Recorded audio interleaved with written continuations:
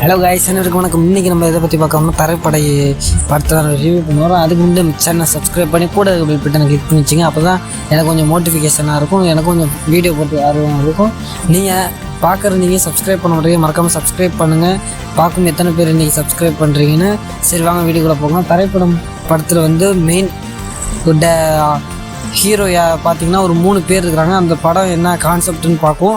அந்த கான்செப்டை வந்து ஜஸ்ட் ஃபார் வந்து ஒரு கேங்கு எப்படின்னா ஃபஸ்ட்டு ஒரு மொத்தம் அந்த 3 ஹீரோலேருந்து 2 ஹீரோ தனியாக ஒரு ஹீரோ தனியாக இருக்கிறாரு.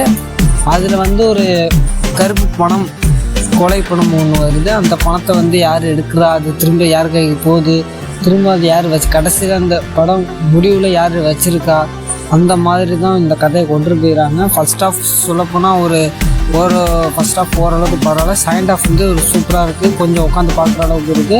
ஸோ மறக்காமல் படத்தை மிஸ் பண்ணிடாதீங்க, நல்லாயிருக்கு.